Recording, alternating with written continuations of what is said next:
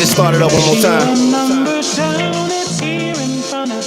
I got the number down right here, I'm looking at it. I couldn't believe she would do me like that, P. I just don't understand it, dog. Can't understand it. Oh, ladies and gentlemen, I want to welcome y'all back to the Mental Show. Thank y'all for tuning in. Y'all can be watching a lot of other stations, but y'all tuning in us right now. And it feels so beautiful. On the base tonight, it's my new Joe Scudder. He come up a little bit later on in the show. I just want to thank y'all for just tuning in. It's like this, y'all. When Tay pull his verses out, promoters pull their purses out, that money for a purchase out, that charge card that they swipe for the worst amounts, cause this is business, not personnel. Thought that I would switch my personnel, like Big Doe and Big Pooh would be the first to bounce, but y'all niggas is boring me, I'm never gonna change up. Please join a sorority, go step your game up. Y'all boys ain't ready for damage, you need extra planning, you in the game, but you offsides and got an extra man, and I'm the coach doing your reprimanding. I got a team to run, boy, respect my standards. And when I'm on the mic, y'all should expect the grandest show of lyricism ever. Let them know who your man is. It's fine now. So gutter, little brother, and all across the world, the fly ladies and girls tell me they loving it. East Coast say they loving it. Midwest say they loving it. All world say they loving it, loving it. It's like I'm fighting for freedom. Writing for freedom. These record company niggas I don't like when I see them. My ancestors when I'm writing I see them and talk with them. Hoping in the promised land I can walk with them. Shitted on so many rappers it's like I'm in the star with them. But that's concept. Start rhythm, pay dues, spark wisdom. As legends fall, my godmother answer heaven's call. Preacher's daughters get fucked in the rappers hall. MC's reckless eyeball. Why y'all wanna go and do that? Must have thought I was solo. The name just ain't the UI. No more. Still together like in a ghetto photo with one nigga in the chair. Holding liquor and despair, gang signs in the air. I shine in spaces when time is just a glare. Hold the mic like a memory. Niggas say I'm nice with metaphors, but these are similes. Street ministry, my poetry's a penitentiary. Track is visitation. Sentences is life. I'm like chief up in this demonstration. Still. Still getting mine in the what? Every day. Nine. Becoming on this, Still getting mine in the nine. Getting mine in the nine. Still getting mine in the nine. Well, I was spit that wonder rhyme shit. Me and my conglomerate shall remain anonymous. Caught up in the finest shit. Live out my dreams until my heart get out and fall with grave. You know exactly what the shit's about. Fuck y'all mean. Handling sense of team, I dish out like the point guard of your favorite team. Without doubt, my life ain't rosy, but I roll with it. My mind was fine to the dough with it and told me that the mo did it. And now it's kosher shit is so acidic. I blow a digit on the diamond in a minute, but no bitches. Watch how I'm walking, cause even the thoroughest niggas be knocking, trying to strike a bargain, hoping that they might get caught. Shit, I'm involved, we got me pins and needles. And my cerebral beast, the wicked is evil. Those that the sport to feed you, be back. In the game so deep, things can catch you. Freeze off my kneecap, can y'all believe that? Got the city drinking crystal, 3 up the beat. Rappers going through, trying to keep up with me. My rise the riches, surprise the bitches, think harder. You know this nigga, Jay-Z, Sean Carter, GS the fuck up, GS the fuck up. Watch me shine like a bright lamp, he gets the fuck up. All rhymers forget it, like Alzheimer's. Small timers, I said it, I'm addressing all drama. Talk to me.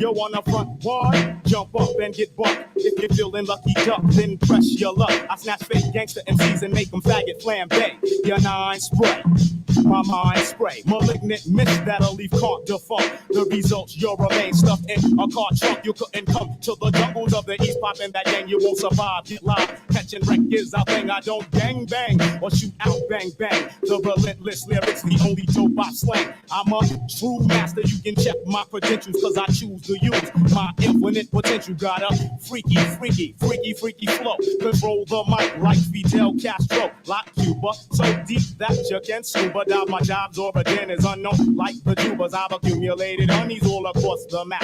Cause I'd rather bust a nut than bust a gap in your back. In fact, my rap snaps your saprarilia. I'm the Mac, so I don't need the totem at. My attack is purely mental and its nature's not hit. It's meant to wake you up out of your brainwash state, stagnant nonsense. But if you persist, you'll get your snot box bust your press up on this. I flip, hold still, none of the real niggas skip. You don't know enough math to count the mics that I whip. Keep the dirty rotten scam, that's his verbal weapon, spit, spit.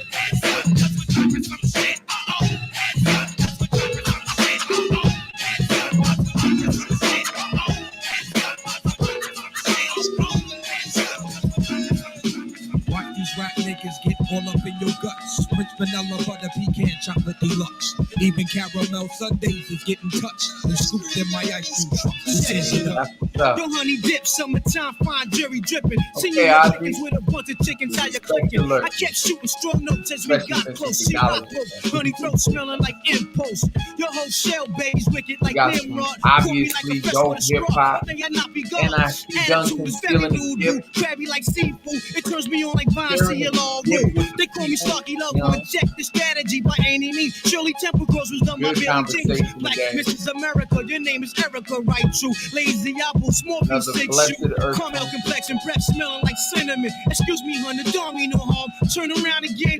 Goddamn, backyard's banging like a Benzie. If I was Jiggy, you'd be spotted like Spot McKenzie. I'm high powered, put a Dina Howard to sleep. You're parting. That bitch been on my mind all week. But back to you, Maybelline Queen. Let's make a team. You can have anything in this world except cream. So what you wanna do? What you wanna do? Let's go ahead and walk these dogs and represent Cook. Like the ice cream rap niggas get all up in your guts. Prince vanilla, butter, pecan, chocolate deluxe. Even caramel sundaes is getting touched and scooped in my ice cream truck. Challenge finest. What up, boo? Peace, your highness. Yo, I'm lounging. Big dick style. Y'all niggas is the flyers. Moves you're making, true fire chooses, shaking out a vape patient. You're looking good, fly colored Asian. Ghettos, them is your hometown. We could go the whole round. After that, I'm shooting downtown. I'm rocking hats and your wig is all intact. Who's that queen bee chick? Eyes curly black. Freaks be moving in fly sticks. 2 finger rings and goatee. It ain't afraid to hold heat. So when I step in the square, you better have cream this shit. Weekends, man, I can get. I gotta verbalize the fire. Prince vanilla, butter, pecan, chocolate deluxe. Man, it's like in the bag right now. Check me out, y'all. It's Elzai in your area. About to back slap and bury it. Check. Now let me show you how I blaze it. These niggas in the basement on waist spit. Shit trickier than the maze get. Everything I drop raw, cut you like a chop saw. You should stop like when the cop draw before he pop y'all. You get your foot crushed, acting out of sorts and don't support us. You must snort dust riding the short bus. Cause I'm an animal, scratch that I'm the manual. Pull out, swinging the metal like mechanical. Movement, soon as the groove hits, I prove that you need improvement. Since I'm so smooth at whatever I maneuver with. And I ain't bragging, player. You just fuck out when I jot. It's hotter than the Dragon Slayer. It's only right you should show me light because the flow be tight. I wouldn't slip on a snowy night. I'm vexed now. Who should I bomb next? New school or a whole time? I'm like a Timex. Simple-minded with a complex. My clear disrupt the cameras. I keep promoters scratching their name out and tearing up their banners. When I write cigars, flare again. The bar's buried in the song. It's by the strongest barbarians. Far scary than the omen. Chicks give me dome in my home while I'm sitting spitting poems by Choppin. But my real head's a paragraph addict. I'll kill the airtime, compare it to asthmatic. Yeah, it's like that. You know it's like that. I'm who you internet haters wanna strike at. Don't make me show up to your porch with a spike back and leave you front and rear tires on your bike flat. Defeat and kill, delete your skill. You think you're sweet until I cut you off and leave you in the cold like you haven't paid your heater bill. Fuck your squad and your street appeal. Eat a deal, snick, click, fleet until my kicks is in your leader's grill. For real.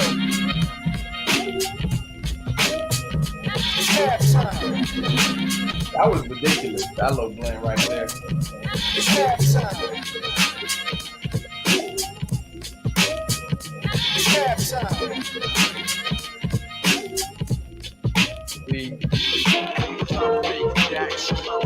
That's her own business, man. My DJ allow me to reintroduce myself. My name is Ho. H to the OV. I used to move snowflakes by the OZ. I guess even back then you can call me CEO of the ROC. Ho, fresh out the frying pan into the fire. I be the music biz #1 supplier. Fly it in a piece of paper bearing my name. hottest chick in the game wearing my chain. That's right, ho. Not DOC, but similar to them letters. No one could do it better. I check cheddar like a food inspector. My homie Strick told me, dude, finish your breakfast. So that's what I'ma do. Take you back to the dude with the Lexus. Fast forward the jewels in the necklace. Let me tell you, dudes, what I do to protect us. Shoot at you actors like movie directors.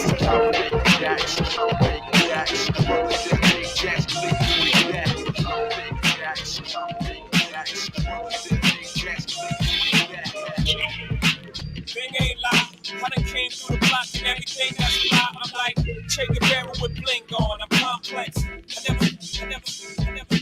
Born in the ghetto, it's hard to survive. Some have achieved and many brothers try. But I realize which life to choose. I wanna make money, so I gotta pay dues. But there's no rules, and you only have one chance.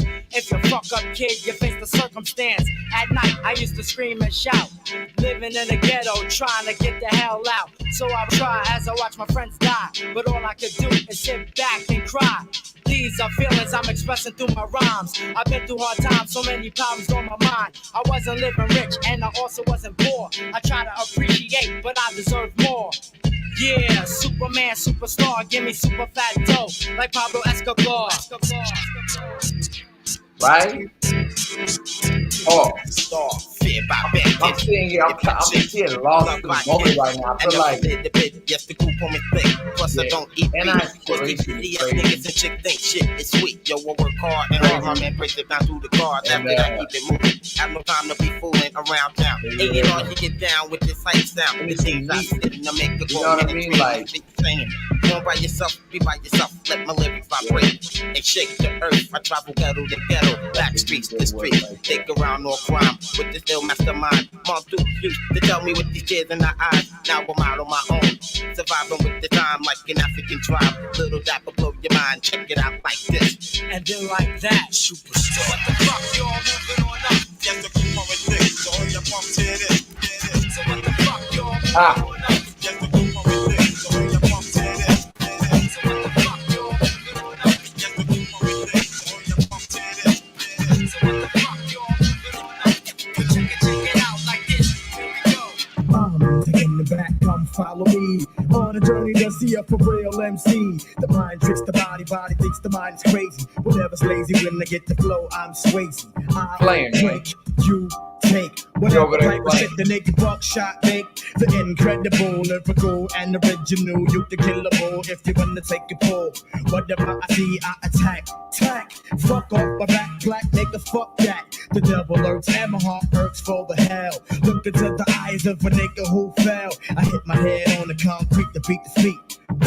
Another dead nigga in the street. Bullseye, direct hit, don't miss. But how many MCs must get this?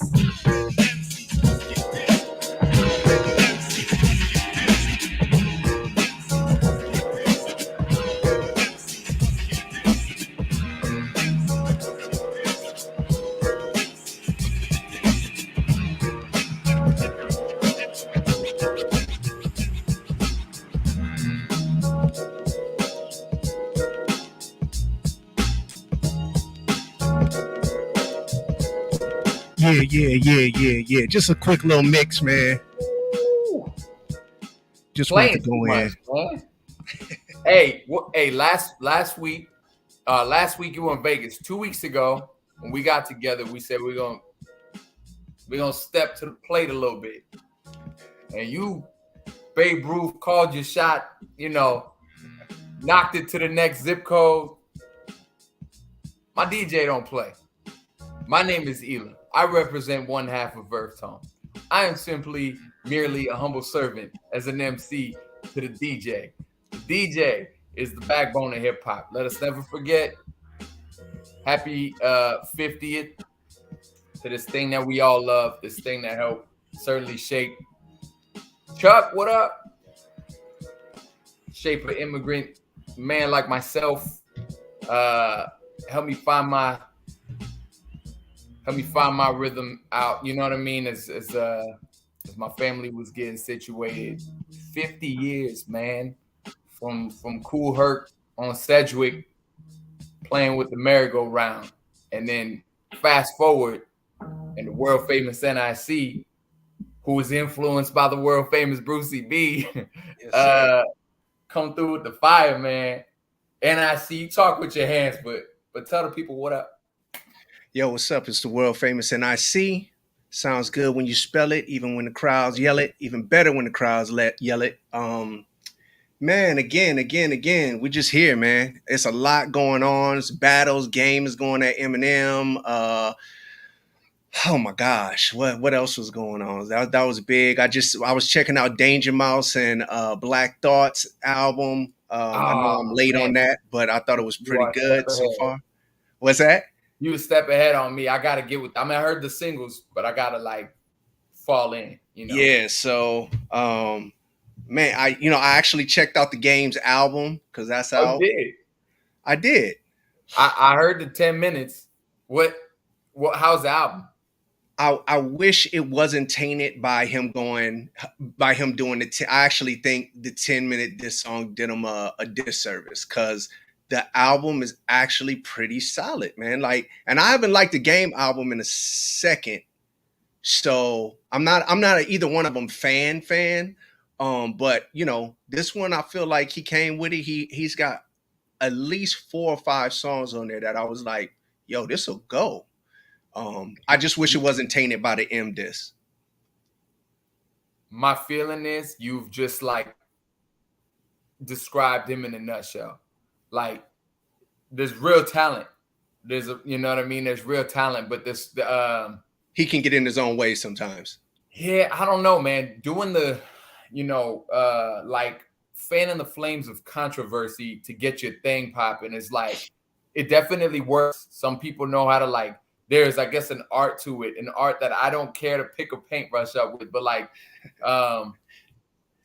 but some people just got that down to a mastery, to a science, you know what I mean? And some people, it's like, we could read your play, and it's unfortunate because it fogs like, between just a genuine connection and a genuine experience of like music lover and great music creator, you know what I mean? So I feel you. I haven't listened yet. I'm not surprised. I was on, doing some family visiting up in the Bay.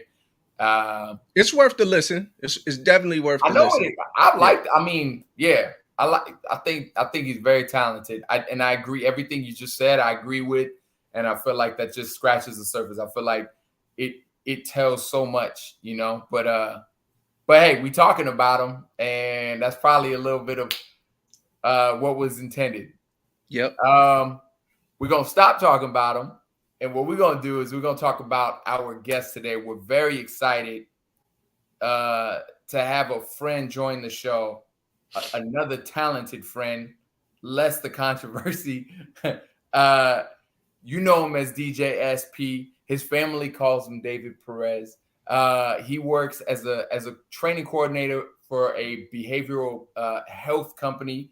He's an 8-year Navy vet, so thank you for your service. Is definitely necessary. A 25-year vet as a DJ, 15 years in the youth ministry. True blue Dodger fan. A firm believer and advocate of gentle parenting. I want to know what that entails. I'm not a parent, but I definitely want to hear what NIC has to say as a parent who's raised a boy to man. And then him around the way, whether it's at the Skyloft down in Laguna Beach, or of course our beloved Real Ones in the LBC. Without further ado, I'm gonna give you a round of applause while I bring my man on, DJ SP. What up, SP? Hey, what's going on, fellas? Got some horns. Let me see if I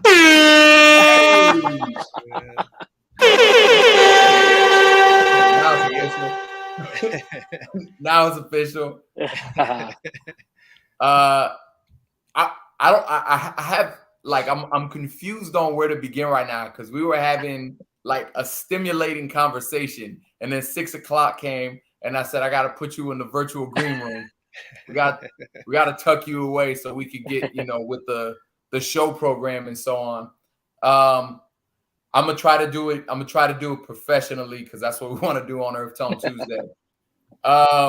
Actually, before we get into your start in music, because we do love hip hop and it is, the belated 50th. So we're gonna get into your relationship with music as a DJ. Yeah. But before we get into that, let's get into it as a Dodger fan. My big curveball for you is, if you were a Dodger, what would your walk-up song be? Ooh. Wow. I'm coming out the gate. I threw my arm out. Coming out hot. You know what? I think I'm gonna go with, because I know on ISIS stream last night, Severe put out the question, what's your all-time favorite hip-hop track, right? It's a difficult question.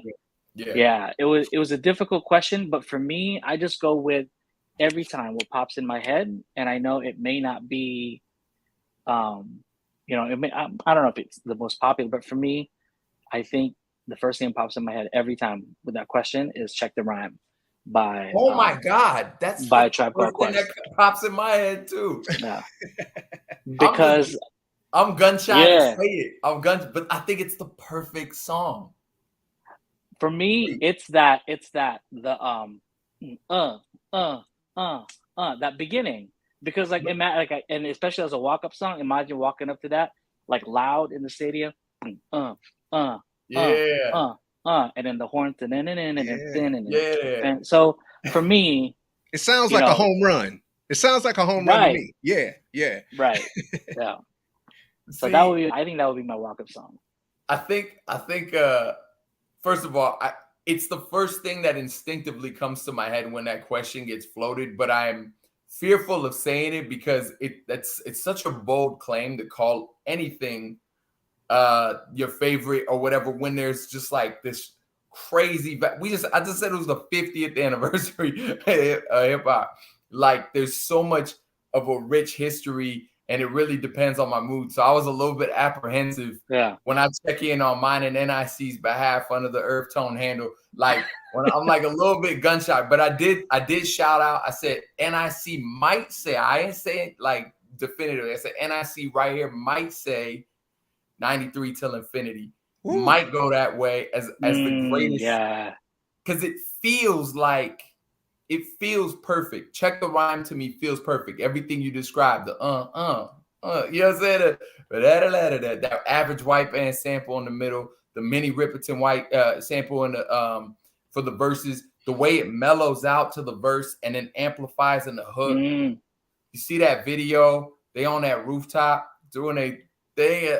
Oh man! I'm gonna throw a curveball. You know, I'm not a baseball fan at all. But you know, walk-up music. Yeah, I'm always rocking the Yankees hat, but I'm definitely not a baseball fan at all. But if I had a walk-up song, it would be Das Effects. We went the remix.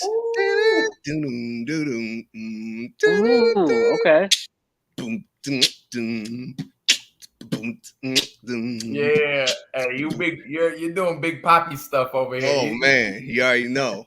So I've been asked the question before, and I gave it, not all the thought that it might require, but just a little bit, and kind of adjacent to what SP said. Mine was scenario because of those ominous bells that come in. So when it's like now batting number 4, Ela Parvet is like doom doom doom. You know what I'm saying? It's like, the remix goes hard too, though. The remix goes. Oh heck yeah, real hard. It's just that drop because all you get is a little taste on the walk up though. So I just need a little taste. That's all Shaheed, right? That's all Shaheed's production, right? Oh, is it? This now you're educating me. Yeah, you're educating me too. All no, because Das Effects would be. You just meant the Tribe song. I meant like the Tribe song. Okay, I was going to say that's got to be Eric Sermon. Q-Tip was very hands on with all Tribe production. Yeah. Okay. So it's a. I'm gonna have to look that up. Committee done by committee. Fun piece of trivia, and this came to my mind. And when you had Elzai in your set. I had the pleasure of sitting next to Elzai once upon a time on a plane. I did a show at South by Southwest. I had a connection flight. I can't remember where. I want to say like Colorado or something from the Colorado to Austin,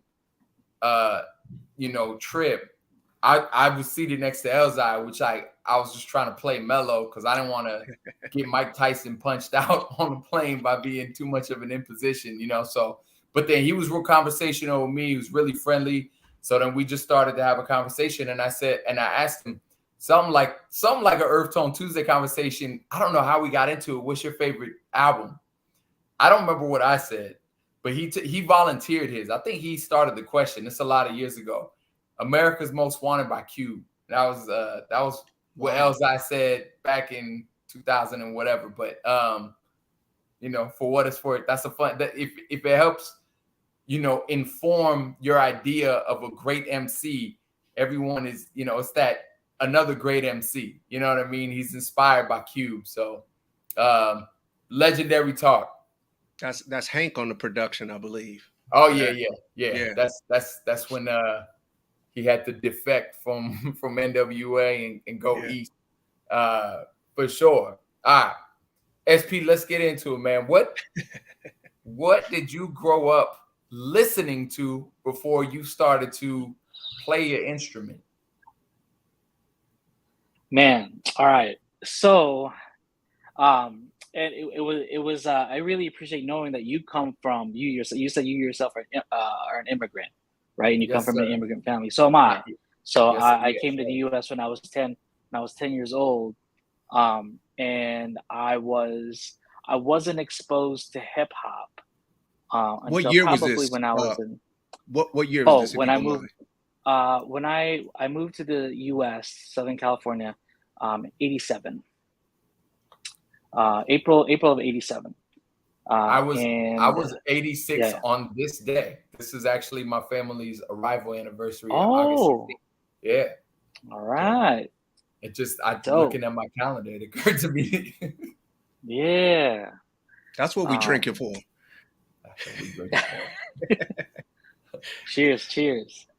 But yeah, so I wasn't introduced to hip hop. Like I listened to a lot of just pop radio and like R&B, just a lot of melodic stuff because I grew up choir. I grew up in a musical family. I took piano lessons as a kid, but I got lazy, so I quit, which I kind of regret. But I retained some of that. I've retained some of that throughout the years. But yeah, I was introduced to hip hop by my cousin, who was actually part of a hip hop group called Factions from back in the day here in LA. He goes by Flipchild. He now does a lot of acting. He went to school for performing arts. But he introduced me to hip hop. He introduced me to the native tongue. So De La Soul, Tribe Called Quest. That's why Tribe Called Quest holds a special place in my heart because of that. So Black Sheep. So all those, 7th grade. That's what I was immersed into. So that was my introduction to hip hop. And funny story, when we were going to a church in Cerritos, part of the youth group there, and we were known as like the hip hop kids, hip hop Filipino kids, and some kids try to introduce us to a certain Christian hip hop group. I'm not gonna name any names, but it was a 3-person hip hop group that was very popular back in the 90s. I'm gonna try and guess. Was it DC Talk or something like that? I will not confirm nor deny. Okay. But they gave us a CD. They're like, "Hey, we heard you like hip hop." I was like, "Yeah." I was like, "Here, you got to check these guys out." We're like, "Oh, okay." And then we gave it probably at most 30 seconds. We're like, "Damn, you hit him with the A&R." Open So, the thing and just toss it. And which was, which in retrospect, I kind of regret because I did not realize that, during that time, there was a different movement of hip hop that was, that consisted of people who were of the same, belief system that, I was a part of, like Tunnel Rats, which you all know prop hip hop came from, propaganda came from, that crew. Wow. Peace 586, like all of those, like there was a different, I guess you can say, set of Christians who were, I mean, Prop was straight up battle rapper, Yeah. Oh, back absolutely. then. So, Yeah. that was my only, regret, because that was kind of like, okay, well, this is what Christian hip hop is. I was like, I'm just gonna stick with, the stuff that I'm already listening to. So that was my introduction to, to hip hop. But I didn't get into DJing until maybe it was actually after high school. My sophomore year, 11th grade year, I was in like that high school choir. I was a choir boy, so I was a lead tenor. So that I thought that was my thing. I sing, and I started hanging out with some friends who were DJs, and just kind of like in their garage, just kind of watching them, just kind of vibing with them, and um, probably I joined the Navy right after high school, and I was stationed in Camp Pendleton, and I had moved up to Victorville during that time, and I was stationed in Camp Pendleton, so I would go home most weekends and kick it with my friends, and they would DJ at this club, old kind of underground club in Vegas. I forgot what it was called now, but it was like a 16 and up club, back in the day, and I was kind of tag along. And when they were home, I would like, hey, can I mess around on the turntables a little bit? Yeah, go ahead. So when they were taking a break, I would kind of like mess around, and then a friend would like, hey, why don't you try this? Hey, why don't you try that? I was like, okay, all right, cool. And I got obsessed with listening to DJ Babu mixtapes, DJ Rectangle and DJ Revolution, all of that stuff. And I was like, yo, how did they do that? How did they do that? And I was like, and then we try to figure out how to do some tricks. And I got kind of made fun of because I was obsessed with like, I know NIC knows like when you do doubles, right? When you do, go back and forth when you do doubles. I know. I mean, I would on the audience side. yeah. But I was obsessed. Like, so it's so they would make fun of me because every single song I would like double up. And I was like, they're like, I was like, hey, Go ahead, Eli. Go ahead, Eli. I've seen this before, and I've commented. It's not you. You weren't the one up there doing the work, but I have seen this before, and it was. I think it. And correct me if I'm wrong. It was a student of yours, and I'm certainly not going to say names or nothing, but I believe he was, one of your, somebody who was in the school of NIC, and it was like a mellow night, kind of a local bar type of night, and so it's like, yo, get down. His taste for music was on the money. Like everything he played was fire. But man, he could not get enough of the. Yeah. It's like a new toy. It is. Yeah, I always say, like, when it comes to tricks, they're definitely, and you can correct me if I'm wrong, SP, but this is my school of thought when it comes to DJing. Like, the person who taught me was like, man, just make sure your blends and your mixes are solid. That'll get you through everything. When it comes to tricks, they're like seasoning, and treat them like such, like salt, pepper, whatever spice you use, like you want to use them very, very selectively and with, just the right amount, or it'll ruin the meal. So, yeah. That's 100%. It's anything that you do on top of the, of the blends, of the mixes, of the song selection, and reading the crowd. Anything in addition to that should enhance the experience, and I think that's what, if you can do it, because the thing is, the crowd, for the most part, the crowd isn't going to understand. Like, if you are if you are doing all these tricks for the sake of doing these tricks, Right. you're just trying to, I think, like my opinion, I was like, you're just trying to impress the DJs in the room. Right. I was like, you're not playing to the crowd. You're not providing a soundtrack to, whatever is happening. I was like, I have a feeling, you are realizing there might be some other DJs in the room, and you're, it's kind of like how, I was listening to a podcast, and they were talking about how they're like cousins on this podcast, and they were calling each other out about how they go a little extra on the basketball court when they see like some ladies kind of kicking it. Oh, 1,000%. I'll play better when this girl's watching. So that's in what I my get head, to so it's like, I know I'm not yeah. built for it. Yeah. Okay. So, totally agree. Yeah. So I love that assessment that, any scratches, any beat juggling, any of that, has to be considered like seasoning. Yeah. But I'm sorry. But you went a little crazy on the fade.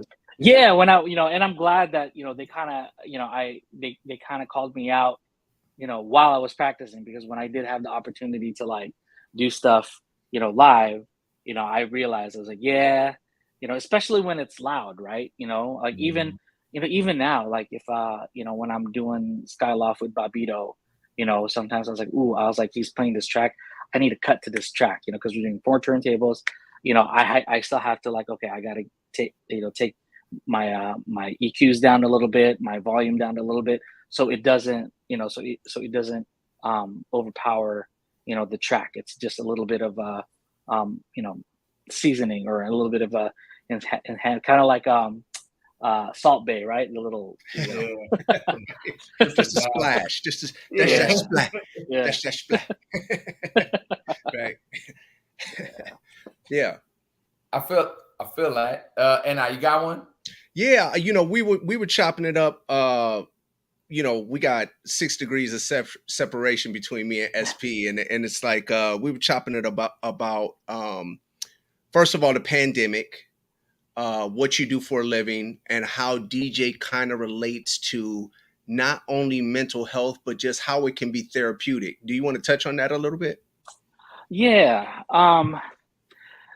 So this is a crazy thing, and I think it's led me to where I am now, and just embracing the fact that, hey, I'm a DJ. You know what I mean? It's like, it's not just like, oh, I did DJ, or oh yeah, it's part of who I am, because the pandemic, because of the way things went down, I thought it was done. Right. Everything shut down.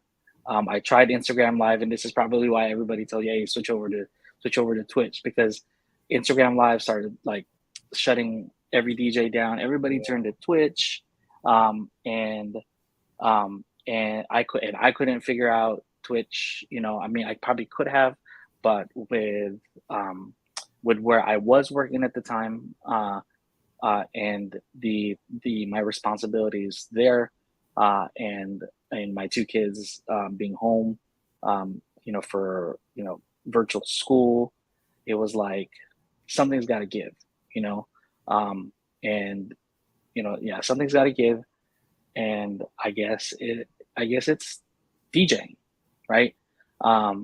And while I was kind of contemplating, and just kind of like, you know what, maybe it is, like, I'm done. Like, I wasn't motivated to touch my turntables, literally gathering dust here in my living room.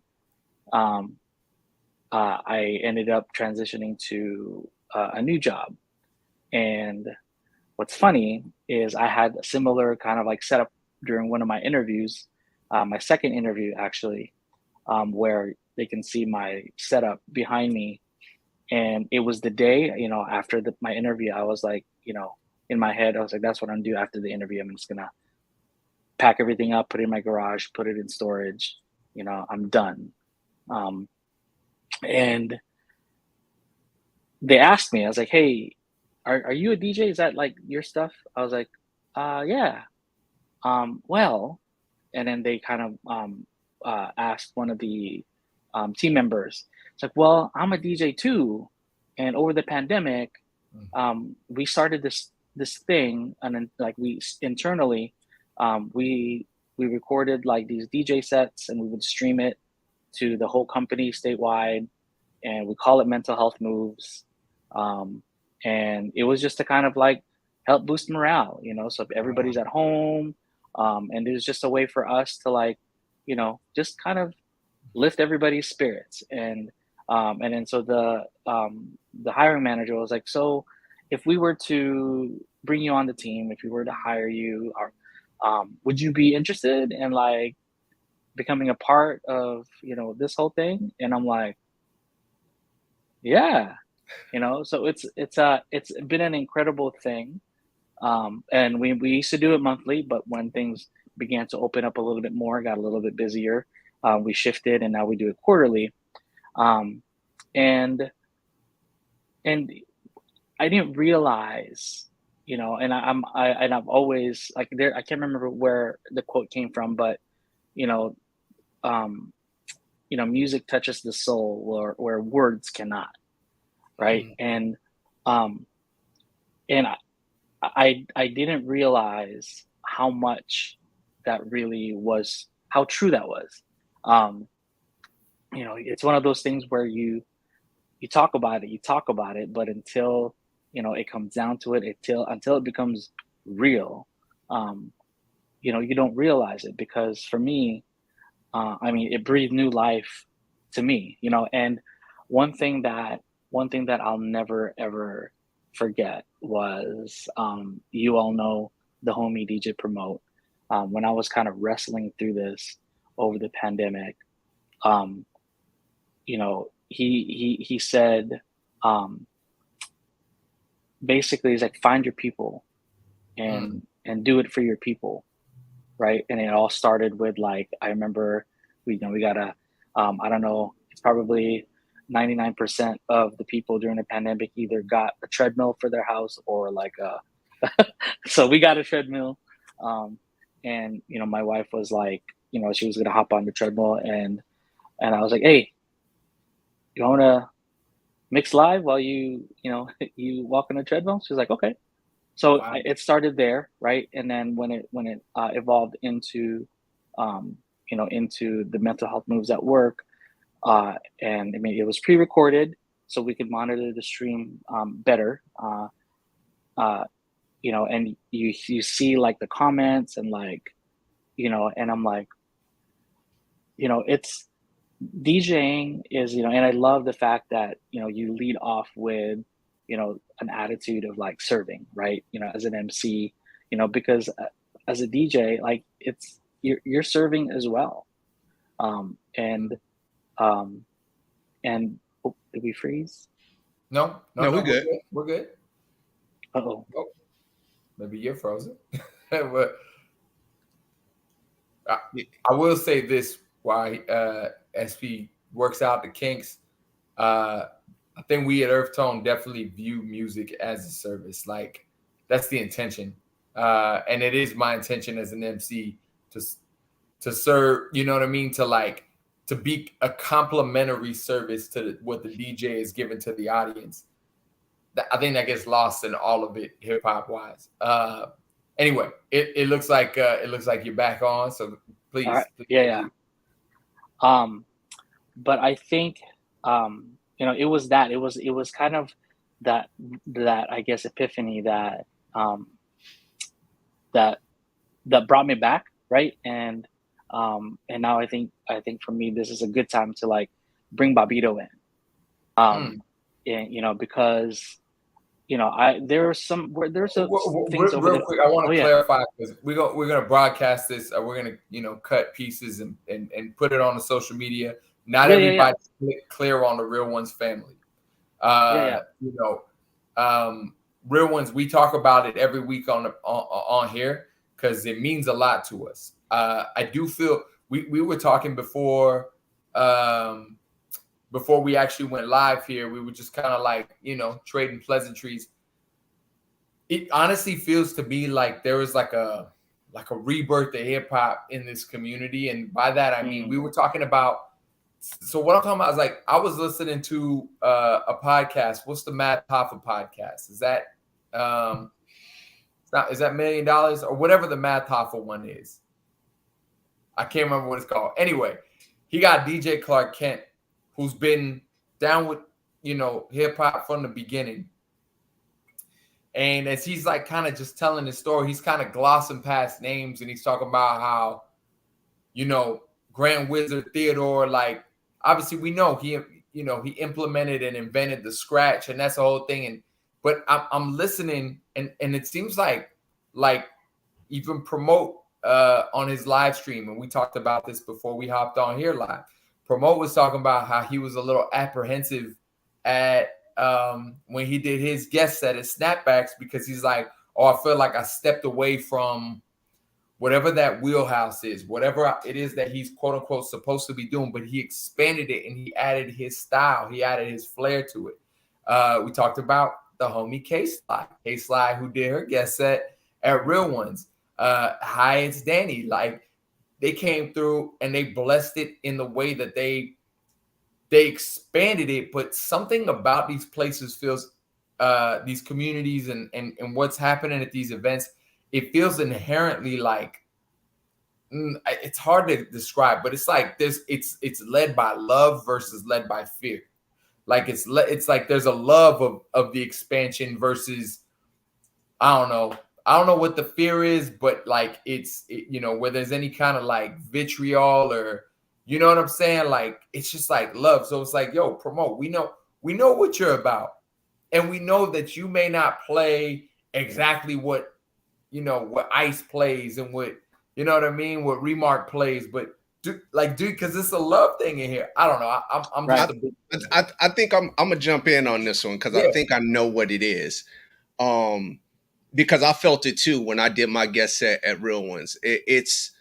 I think that all of us as DJs, and I'm talking about Promote, SP, everybody, Icy Ice, have all walked into rooms as DJs and knew there were other DJs in there. And I always tell you, DJs can be the most judgmental people on the face of the planet. Like, if you don't, like you said, if you don't double click and beat juggle like they do, it's not, you're not in their particular clique. And the one thing I will say that I love about the Real Ones is, I always told you, like, I've met a lot of good DJs, but they're not good people.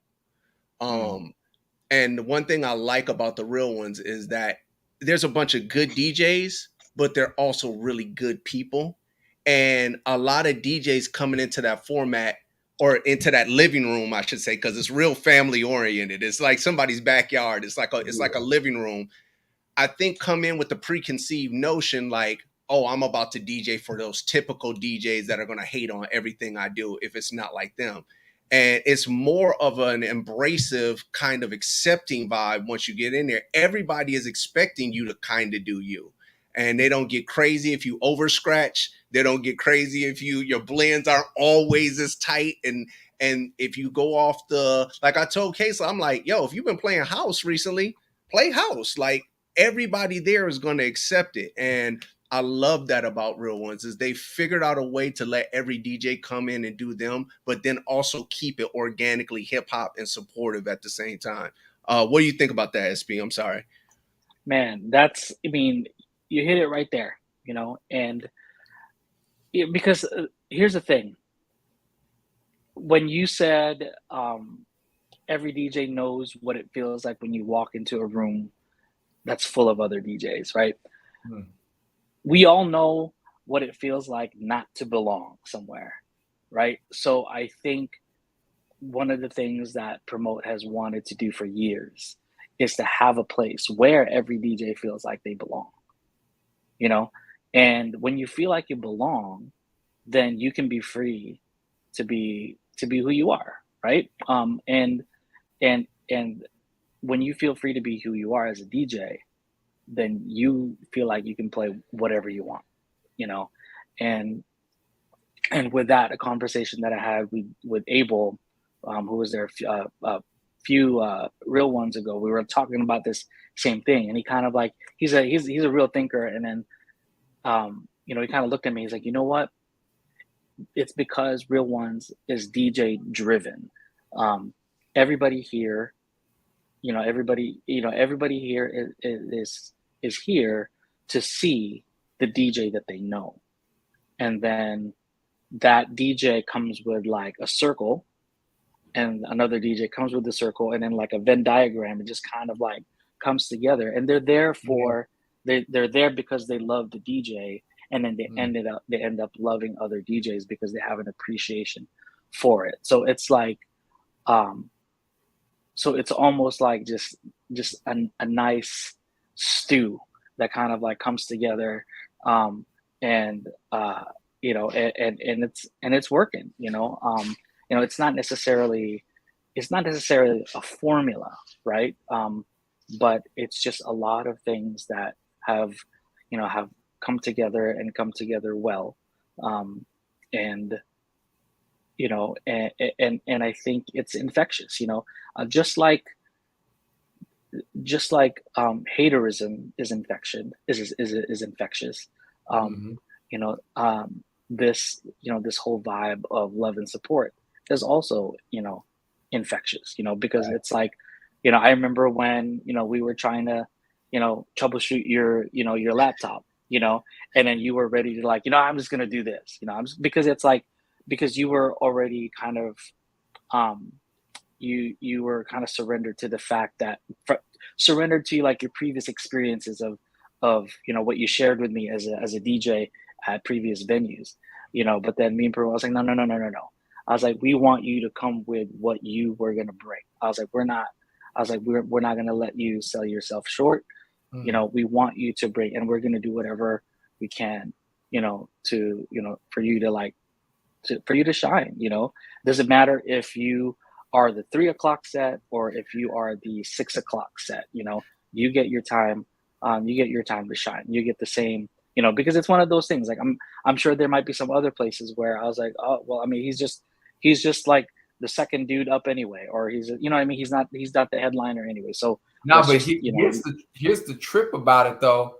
NIC has given his whole music bank to DJs who have gone through some sort of technical catastrophe, like doesn't or whatever. I don't know the number of times, 3 times, 10 times, 30 times, but he doesn't bat his eye when somebody's up against it. It's like, yo, like, so he treats it, he don't say it, I say it. So he'll look at somebody like, oh, you know what I'm saying? Like, the brother's in need. Let me let me make sure like you're not out here suffering. So he's never treated it like that. But yeah, 100%.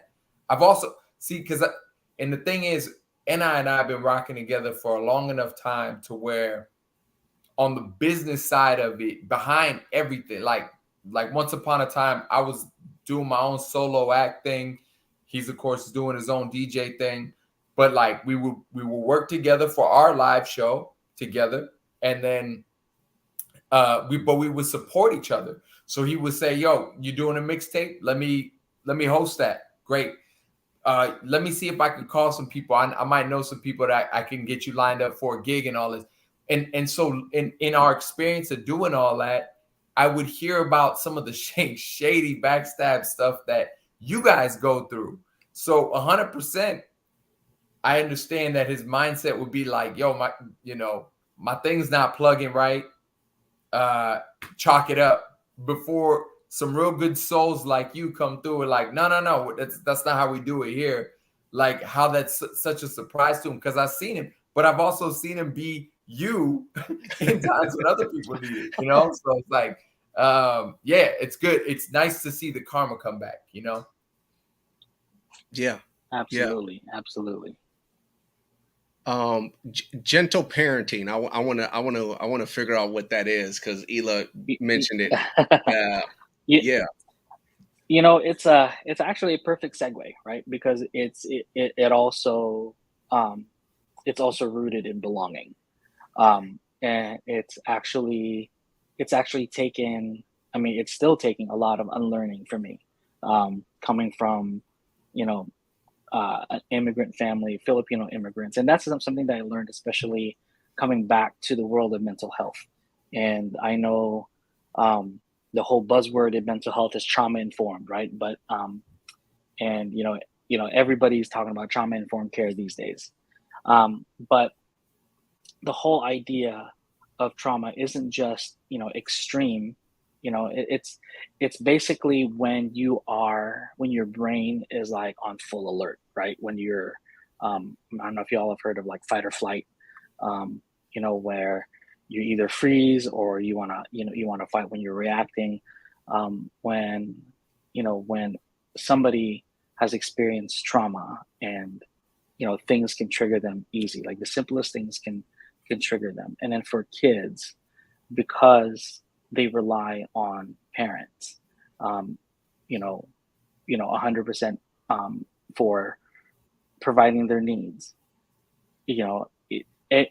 Anything that comes from the parent is what they're going to perceive as love and belonging, right? So if a parent disciplines physically, right, then the child is going to perceive that. I was like, well, that must be what love is, because if my parent is supposed to love me, and this is how they're responding to me, then that must be what love is.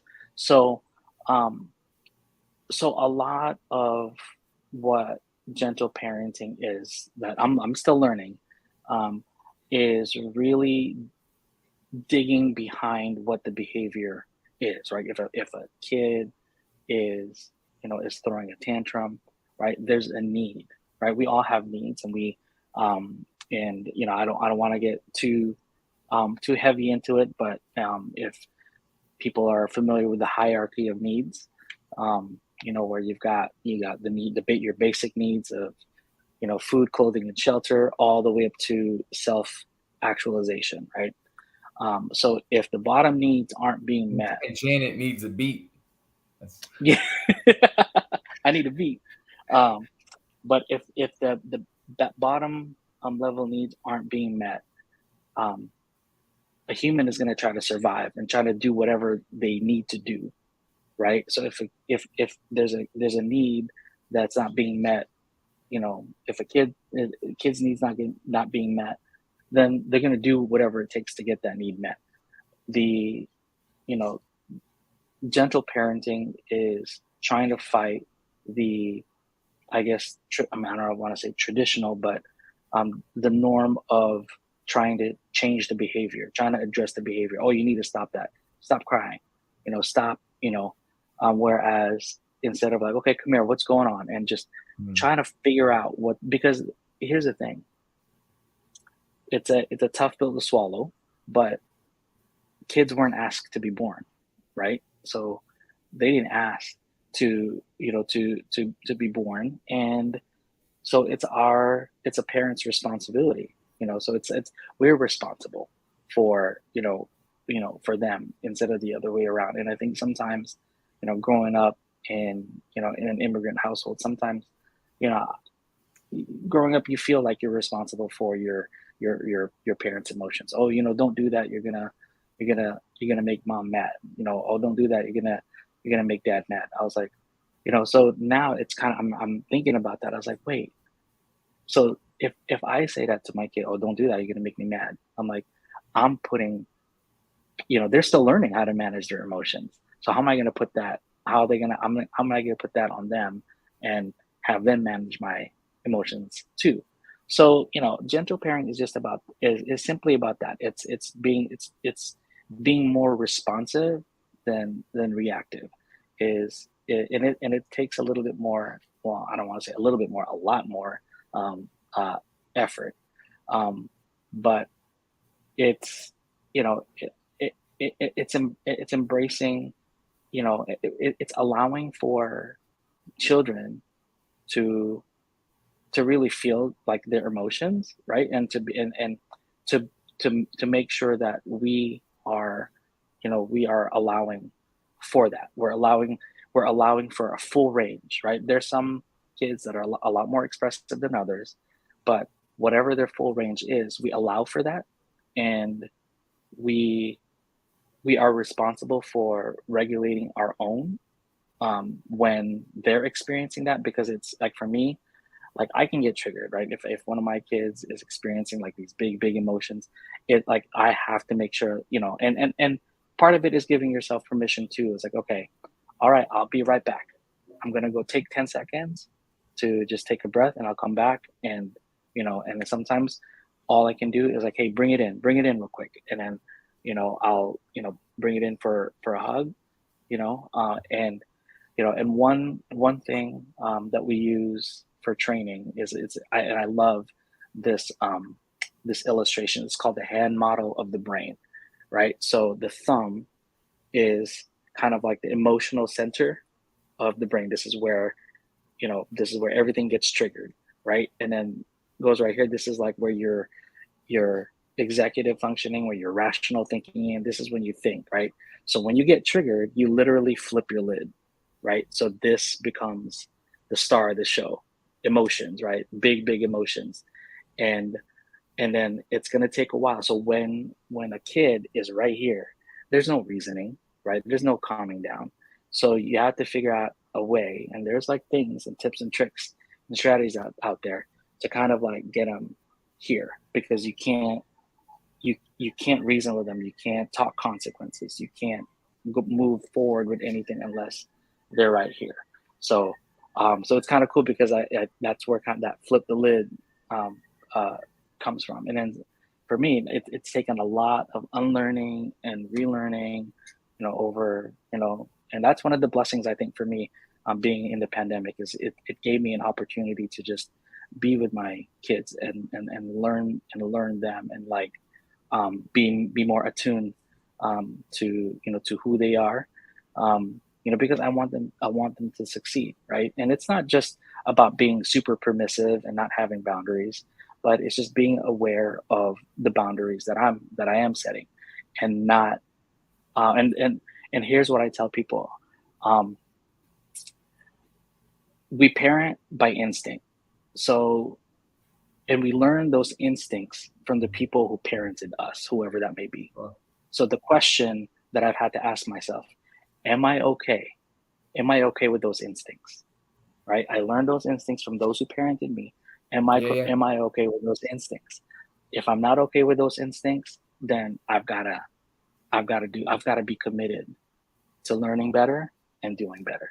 So to me, that's the root for me. My root philosophy when it comes to gentle parenting is understanding and admitting to myself that I parent by instinct. And if I'm not okay with the instincts that I've learned, then I've got to be committed, because I want to be able to send my kids out there to create a much gentle world, right? It's not about toughening them up, to put them out in the world, right? It's about helping them create a much more gentle world so that people do feel like they belong, right? You're speaking from a place of trust. I feel like you have an admirable level of trust and faith that others will subscribe. You know what I mean? Like, if everybody has this level of sort of heightened awareness, world's gonna be a better place. You know what I mean? So, my pop wasn't around, so if I just show up, I'm already raising the bar.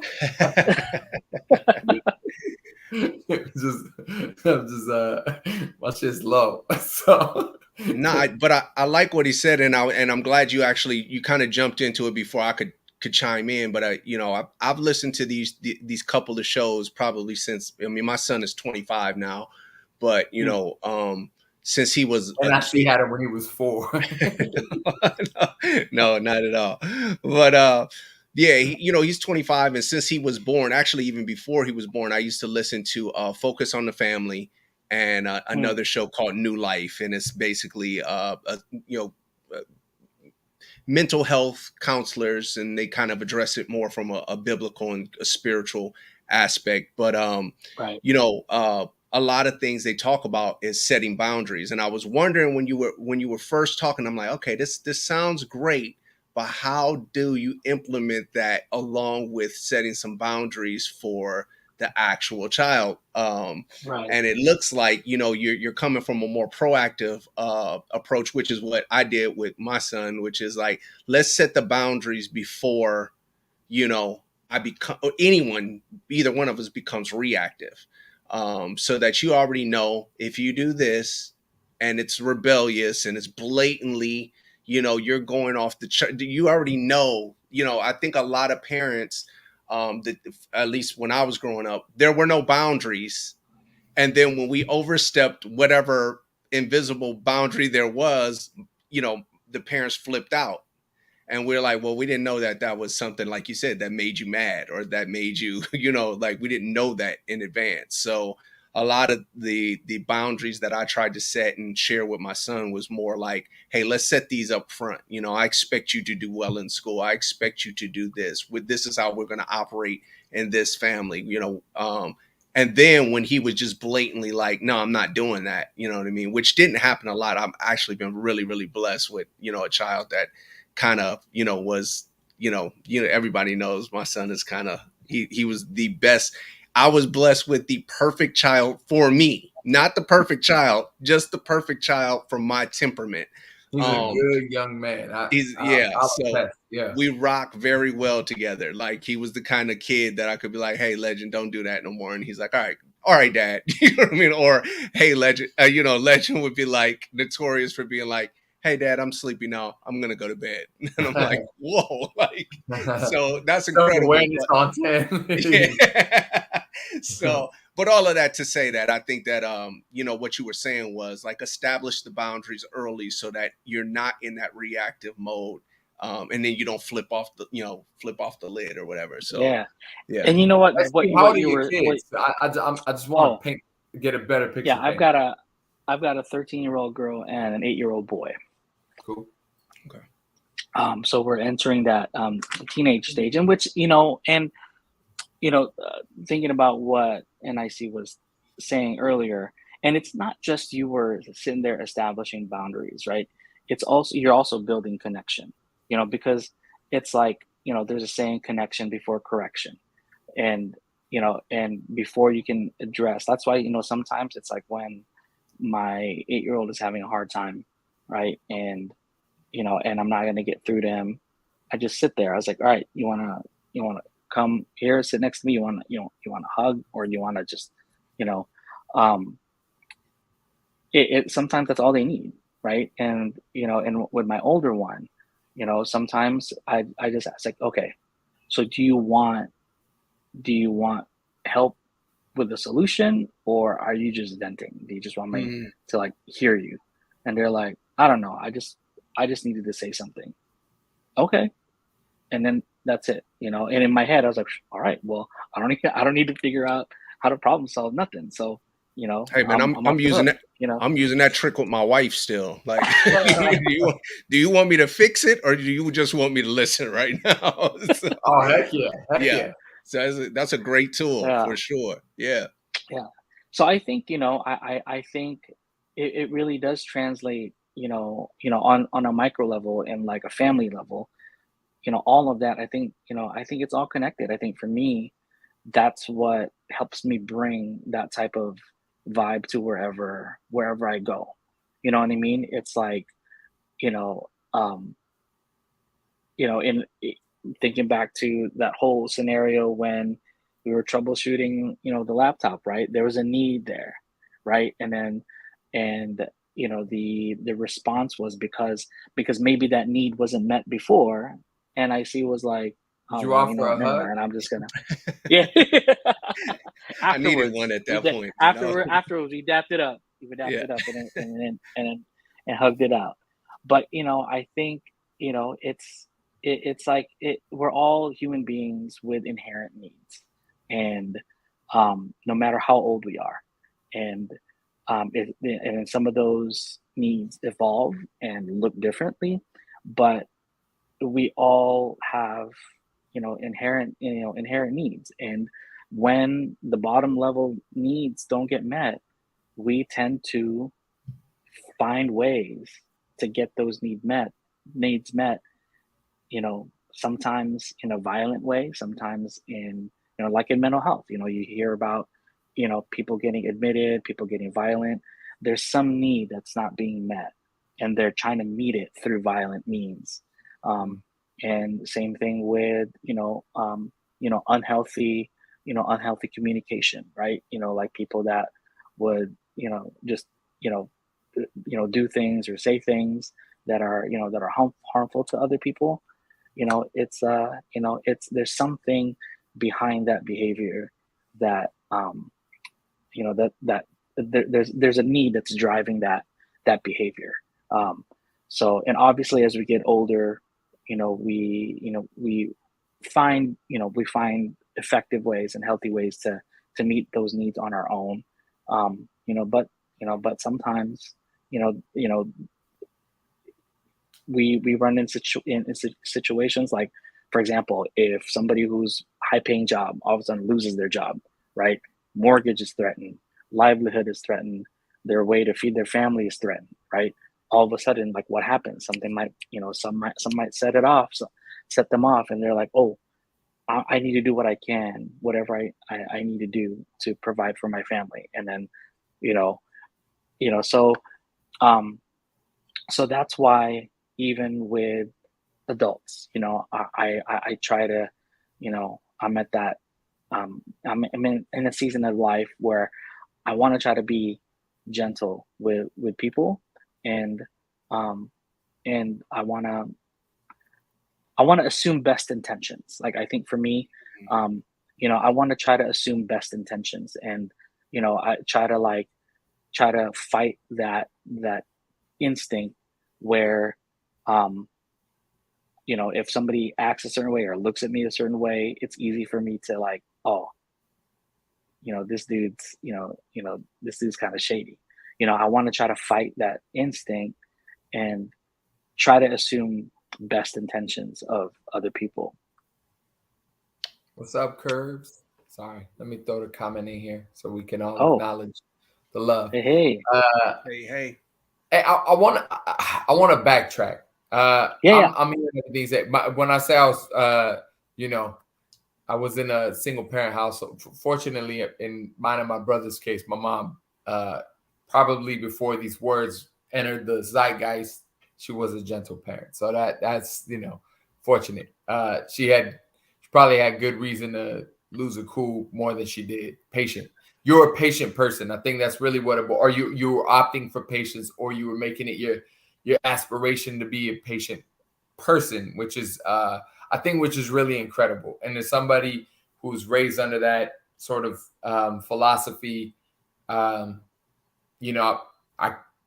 a big advocate for it. I didn't stir up too much trouble. My brother got into some mischief. Fortunately, not reckless, but enough for my mom to have, she had warranted reason to act like immigrant families do, but she didn't. So, I want to rewind real quick, and I know we're a little bit over. Are you cool? Yeah, we're good. We're good. Yeah, on time. Cool. All right. We were talking about real ones. We were having a real cool conversation about the chef, aka Bobbito, the chef. Yes. I mentioned before we hopped on the live stream and all that. I want to just show the love. All right. So before we hop on the live stream, I was saying, like, every impression that's been made to us about Bobbito has been such, and then how he comes across. Again, I'm only crossing his path in these loud, sort of raucous environments, so it's hard to, like, get on a level and know the man, the myth, the legend a little better than I can. But he has such a genuine energy. He comes off as such a solid guy, and then, like, you and Promote, who we've had, like, more extensive conversations with, have been just spoken of his character in really high regards. I'd love to know about your guys' relationship. And you mentioned, so last night, Icy Ice hits his 23. Shout out to Icy Ice, the big homie, man, big bro. Hit 23K on his Twitch followers. he had the homie Severe in, the Dodgers official DJ. They had a night. We all got to witness the spectacle. It was a lot of fun. And I heard Severe say, yo, I was telling Bobito to come and so on and so forth. Like that was happening on the stream. You mentioned Bobito was telling you if he did end up pulling up to the igloo, that you would have probably gone with him, right? Yeah. So, but then he opted for something more respectable, more honorable, right? But I got the highest respect. I got the highest respect for what was going on in you could tell Icy Ice is a severe situation. So yeah. But I would love to hear about more about your relationship with Bobito, with Promote, with the with the Real Ones gang, essentially. You mentioned Prop earlier as well. Like, what is like? What's the inception of it? Like, how do you guys all get down? Yeah.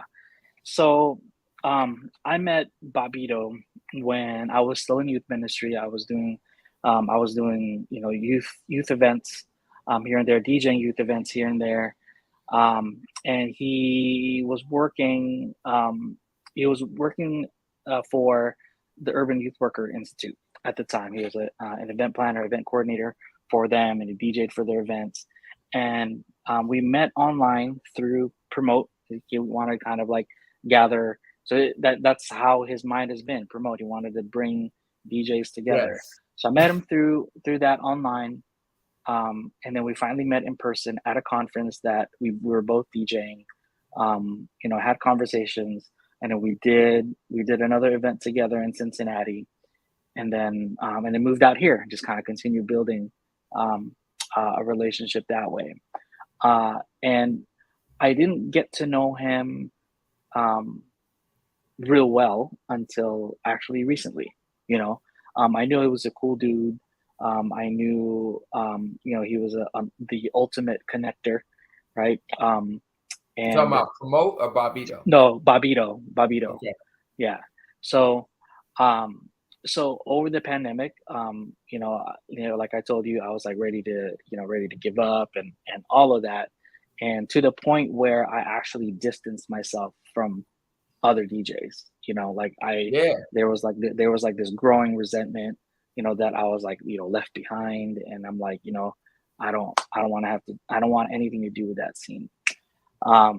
And when I've been there. I'll spare you the story, but I've been there. So when you said that actually hit a big chord. Yeah. And and especially when like Real Ones started, I wasn't there from the beginning of I wasn't there for the beginning of Real Ones because I had distanced myself, and then Bobito had reached out. He was like, "Hey, let's meet up for dinner," and we went out to dinner, and he asked us like, I was like, "You good? Everything cool?" I was like, "Yeah, I don't know, man." And he told me, I was like, "Hey, we've been doing this Real Ones." I was like, "Yeah, I heard." And he was like, the next thing we're doing a tribute to Effecto. So Effecto is, a good friend who had died literally like a couple months after I had moved back. He was actually one of the guys that I had really had a tight connection with, and it's part of the whole DJ circle that we're all in. So November, I think it was in November Real Ones that, he was like, "Hey, it wouldn't be right without you there, because we're going to honor Effecto. It wouldn't be right." And, even me, my stubborn self, I was like, let me think about it. Right. And then I talked to my wife, and then she was like, "You have to go, this is for Ron, this is for Effecto." And then from there, Bobito was just kind of constantly drawing me out, and hey, come to Skyloft with me, come to the next Real Ones, we'll have you hop on for a little bit. And whenever I did hop on the turntables, it was kind of like just going through the motions, and just kind of like, even with that new job, being able to do the DJing, there was still something that was kind of festering in me that didn't want to just they just want to let loose, right? And then, and I was actually talking to my 13-year-old, about this not too long ago, until it finally clicked, one time, right? Is you know I'm 45 years old, and I'm getting opportunities to not just like DJ here and there, but to you know to be with like the people that I had looked up to, you know, um, and to be able to have conversations with them, um, and it's one of those things where I'm like, you know what, I'm like enjoy it, enjoy where you're at, and be free where you're at, and like kind of like the whole thing. I'm like, they wouldn't invite you to do these things if they didn't believe in you. You know what I mean? It's like they know that you can do it. They know that you add value to, to what they're inviting you to. So, go do your thing, and it's kind of like, it's one of the reasons why, um, well, what's funny is that the last real ones, when we were driving there, Babito was like, he lives 10 minutes away from me. So he picked me up on the way. And it was like, What hey, part of town are you guys in? Whittier. We're in Whittier. Oh, where the girls Yeah, are yeah. pretty. Yeah. Yeah. One of the girls is upstairs, so definitely pretty. There we go. But yeah. So he said, hey, we're doing flip flop promotes, gonna start things off because he's got to be somewhere later. Ice is gonna go after, so they're not closing things out. You So we're talking flip about this, flopping. like the one, what, 2 Yeah. weeks ago now? That was Yeah. crazy. Yeah.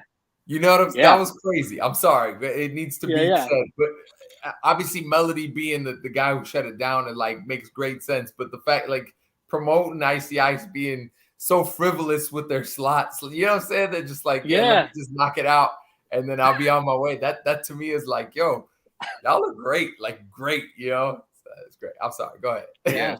No, Yes. but he was like, "Hey, you wanna close, like, close the night with me?" I was like, "Oh, yeah, sure. We'll just do like what we do Skyloft, right?" He's like, "Yeah, let's do that." I was like, "Okay, cool." So we get there, and I think K-Slide was on, and Babito was like, "All right, so um, he was kind of going over the order, and then finally he was like, okay, so once Melody's finishing up, he'll be using my setup. Go go get your stuff ready on your setup, and then get started after Melody, and then once I set up, then I'll get going and we can do our thing." And I'm like, wait up, you want me to go right after Melody? It's like, yeah. And I was like,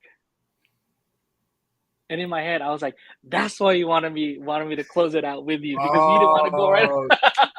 Right. Trying to find No, but somebody he to was like, take a pie in the face. Yeah, it's like a comedian. We want you to go on after Dave Chappelle. Just yeah. no, Oh, but it word. was one of those things. But it was one of those things where, I think about it. It's like he wouldn't ask me to do it. He wouldn't just ask anybody to do it. He asked me to do it because he knew that I was comfortable just doing my thing, and but I had to joke about it. Like I was telling, Curse was like, "You ready?" I was like, "I guess." Right.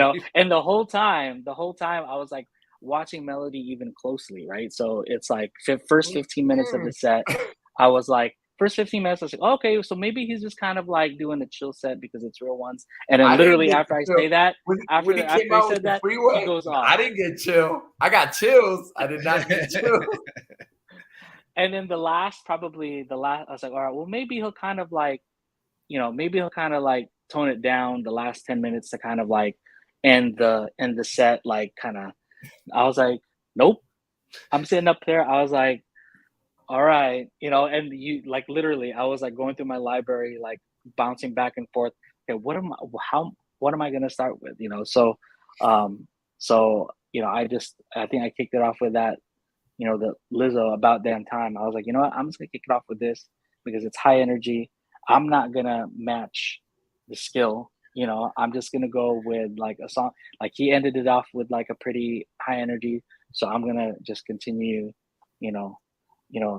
the energy. Do you watch And basketball? yeah, once in a while. So okay, your mindset to me, right? It Yeah. sounds to me like take any flashy star. I don't know why the one that comes to my mind is Allen Iverson. Allen Iverson is doing all of it, razzle dazzle, bop bop bop. He's going crazy, but now he's passed to you. You don't need to do that. And I think for you to have the presence of, you need to catch that ball and shoot it and be fundamental about it. I think for you to have the mindset that you had, maybe that's why Bobbito tapped you, and say, hey, Yeah. come do this. Because it, we got the homegirl Audrey in the comments cracking up. And we all cracked up because that's such an unfavorable thing to position to be in. Like, yeah, like we all just witnessed genius. Like, first of all, let me just say something. Melody should not be that accessible. What's happening? What's happening, right? Like, whatever I paid to get in the real ones, I can't remember 15, 20, what, 10, 15 bucks, 20 bucks or whatever. Like, Yo Ma or whoever, like we like you can't pay 15, 20 bucks. I'm standing over dude like this. It's like let me bear witness to this thing. Like, this is brilliant stuff happening. It was crazy. So yeah, for you to recognize your position, but it's important.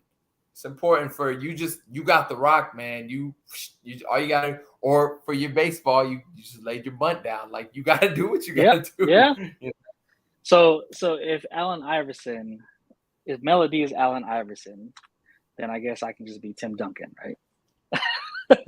Fundamental. Yes. I can just be Tim Duncan. Yeah. Yeah. And, it's like, again, like when somebody's already got, the event or the party at, level 10, really they set them up. All you got to do is knock them down. All you got to do is don't lose them at that point. You know what I mean? You just want to keep that vibe going. And, I think a lot of a DJ, again, coming from, DJ culture, man, can be very dysfunctional in the way that we treat each other. So that, like we were talking about earlier, to have this attitude of like, man, embracing and love and support and cheerleading with the real ones is very, very non-conventional. You know what I mean? So it's like, I love the fact that it's like, yeah, man, just come in, just keep them going. And, yeah, I think that you're very, very capable of doing that. Fact. SP, do you find yourself interested? Like, I say this because this is, again, a reflection of the character of the real ones. Our as URF Tone, our sort of like entry point into this scene was we got our homegirl B Selecta, a one-time student of NICs, right? That her apprenticeship, so to speak, took place a while ago. She's taken the skills. She's done her own with it. She's grown to a point where she found herself in the world famous Beat Junkies radar, and now she's invited to the Igloo for a Twitch stream. And when she did her thing, she looked out for her brothers and us, and she threw our record on. And then it was with Ice, and I said, "What is that?" Oh, these are my guys. This is URF Tone. Next thing you know, Ice is like, I'm gonna need that. Okay, fine, we'll send it to you, but you're just gonna play, something popular. But he broke the record. Like he's broken the record. Like he deserves that credit, to say the least. And we're grateful for him eternally. So he's broken the record. He's playing it on a regular basis. It's what prompted us to sign up an URF Tone Twitch page, just to be an audience, just to bear witness to it. Like, yo, like Ice is spinning us. This is crazy. This is actually nuts right now. So the man is playing, and it's like, I say something in comments, it's like, what's up, bro? Like, oh, you see this? Like, you know what I mean? It's like, it's unfathomable. All right, now we starting to slowly emerge up out of what was 2020, 2021, and it's like, yo, we're gonna do an event. It's like, oh, the big homie's doing an event. Let me support. So we pull up, and now we are a part of this Real Ones community, which has been, again, such a blessing. Like, truly just feels good. It feels whatever, at least in my head, this hip hop is supposed to be. The lyric could be as gritty and whatever. The song could be gritty grind, but to come together on music is perfect. It's the intention to me. It's the music. We're supposed to be together. If we want to talk reckless, you can play It Ain't No Fun, and we can all say nonsense. You know what I mean? The women, the guys, whoever, everybody sing it together. But like, it feels like it, right? It feels like it. It just feels right, right? But it all started with the DJ breaking the record. Do you find yourself ever like keeping your ear down? Like, I don't know. Has anybody caught you? And we were both in that Icy Ice Severe situation yesterday. So Don Brady, and again, Icy Ice looked out for us and threw us in the mix. Who are you listening to? Are you listening to anybody that's like, that's whose name is not necessarily household? You know what? For me right now, because of where I'm at, I'm leaning heavy. I'm leaning heavy on. Bobito's in the house. Bobito's in the house. Bobito. Oh man, we were just talking a bunch of shit on you, bro. You missed it. Jokes, man. All salutes, all praises. But I lean heavy on, on Ice, on Promote. So I'm listening vicariously through their ears right now. So only because of where I'm at, I'm not, I'm part-timing. So I'm not, I don't have my full attention to the DJ world. So that's why I'm listening to Twitch. Like today, there was a track, I think it's called The Greatest Love of All. It's like a house track that from Philip and Guido, and he actually sent me the track. And for me, it's like that's how I'm kind of getting back into it, because he's a in great a way, resource. Yeah. Right. Yeah. Right. So yeah, and that's kind of where I'm at. In your defense, I'll say this as a DJ: it's to the point now where there's so much music out there, and good music, bad music. It's just a lot of music out there, and it's almost like I heard someone recently say, "Man, like I have to." Oh, I think it was Skills. I was listening to Skills podcast, and he was like, "I really only listen to music if it comes from a reference that I trust now, because." I would go crazy trying to sift through all of this music that's on all these platforms, and people sending me music. And, as DJs as well, like new artists are always trying to send us music. People are trying to send us music. And you're just like, man, I would spend my entire day just listening to new music. And we get behind, and then we got to organize crates and, all of this stuff. It's not attainable. But we do have our close circle of friends that we trust. And if they say, hey, you might want to check this one out, it's like, all right, bet, you made my job easier. I get it. So what happens here is I'm just learning. I'm being a student right now, and I'm just, there's a real blessing in the sort of the natural or organic way that we found, that Earth Tones sound found its way to like sort of prominent figures that it has. You know what I'm saying? I study it. I try to do the math. I'm like, NIC can attest to this. I love to hear about people's processes, crafts, and psychology. Like, I'm a junkie for the podcast. These conversations, they mean a lot to me. And to that end, actually, I want to ask you this.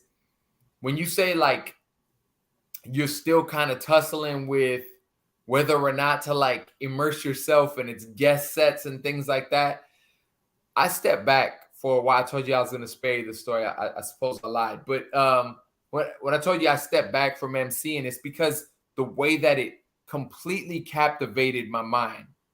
Music completely took over my mind to where it's like kind of to a dangerous extent. You know, like I'm thinking about music when I'm going to sleep. It's absorbing my focus for me to be able to like to do the bass line. And so what happens is I'm, you know, without a penny in my pocket and so on and so forth, I'm like, I gotta like go to my creative factory, take the big switch, shut it off, and focus. Like I'm smart enough and adept enough in this world to I shouldn't be like I shouldn't be this broke. I shouldn't be this meal to meal. I shouldn't be on the, at the time my girl's my wife now, but you're like, hey, can I just stay here type of deal. I literally lived that life and with shame I say it. So I had to like shut it down. So I went through some of these scars. And so I'm always as an artist in my art, I'm always thinking about like, just make sure you don't go crazy. Make sure you don't get reckless and stuff like that. Do you find yourself experiencing anything like that where it's just maybe it's consuming you to like a passion, like you're passionate, you're excited about it, but you're also a father, you're a husband, you know what I mean? You're a career person with high stakes. Like you got mental health on your plate. Like, right. Are these things that you got to consider? And is that why maybe you find yourself like 1 foot in, 1 foot out? You know what? I think one of the things that I try my best to strive for is contentment and um and and knowing where my lane is, and not to say that I don't have that, the urge or like or have like the desire to be like, oh my gosh, I was like that felt so good, like if I like when I rock a set with Babito at Skyloft and it's a good night, right? It's like, oh man, you end the night with a high, but at the same time I'm like, okay, um I'm also passionate about what I do, as a day job. I'm passionate. And I love how that kind of feeds into everything. Like if I read this book, and Babito actually knows the author, John Acuff. I read this one of his books a long time ago called Quitter. It's about how to bridge your day job and your dream job, right? And Sorry, what is it called? it's called Quitter. So Quitter. yeah, Quitter. So the whole time I thought it was about how to quit your day job and pursue your dream job. But the whole point is, how do you bridge it? Not Oh necessarily yeah. quit your day job, but how do you bridge the gap in, between? And I was challenged by that concept, and now I think for me, that's kind of like what I'm pursuing. It's like, how does my day job kind of feed my passion to do like what I do on the side as as a DJ, and vice versa. How does that feed into each other, and how can it, right? So for me, and I mean, I'm fortunate enough that even some of my DJing bleeds into my day job with the whole mental health moves DJ stream that we do quarterly. So for me, that's kind of like my own, I guess, personal philosophy, because somebody asked me even a while ago when I was doing like traveling, events, with youth conferences and ministry conferences. Somebody asked me, like, hey, you ever think about doing this full time? And I thought to myself, I'm like, not really, because I was enjoying what I was doing, in youth ministry. It's like I wasn't DJing to escape from, from a day job. I was DJing to enjoy it, and part of me, I was like, I wonder if I did end up, you know, would I enjoy DJing less if I actually pursue it as like my full time? Yeah. I know Yeah. there are full time DJs that enjoy doing it, and that's great. But Yes. for me, would I enjoy it less?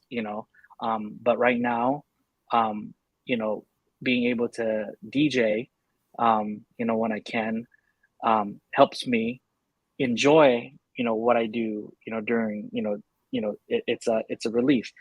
Kind of calling back to NIC's, a question about how DJing and music feeds into your mental health, right? So it's like I look forward to being able to, go to Real Ones or DJ Skyloft with Babito, or even like backyard parties for for family. And then it doesn't make me dread Monday morning. Yeah, I might be tired. Yeah, I might dread waking up because I'm so tired. But because I enjoy what I do, it kind of it's like a catch. It's a good catch 22, because I enjoy what I do, even though there's some it's challenging work, but at the same time it kind of helps feed into my DJing whenever I do get to DJ. I dig that to the fullest.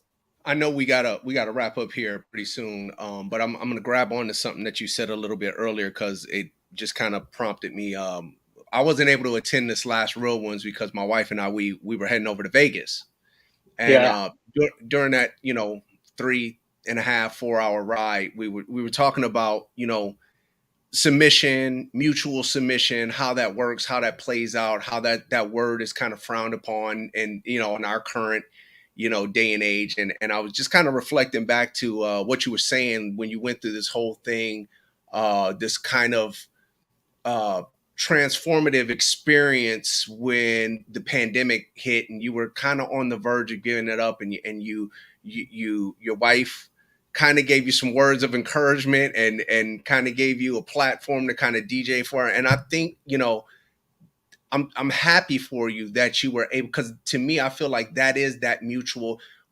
submission. I feel like, when all of us, when we listen to our partner, our wives in our life, and not stubbornly like kick against it because it's not how we feel at the time. I can only speak for myself. Every single time I've submitted, again, mutual submission, but submitted to my wife's advice or just her words of wisdom, it's always worked out better for me. So I'm really, really happy that you actually just took that time to kind of like breathe in what she was saying, and like, it kind of rejuvenated your passion for DJing, because I feel like that's what mutual, when that word submission is frowned upon in this day and age, I feel like that's an example of it playing out the way that I feel like God wants it to. Yeah. I appreciate that. Thank you. Yeah. Dope.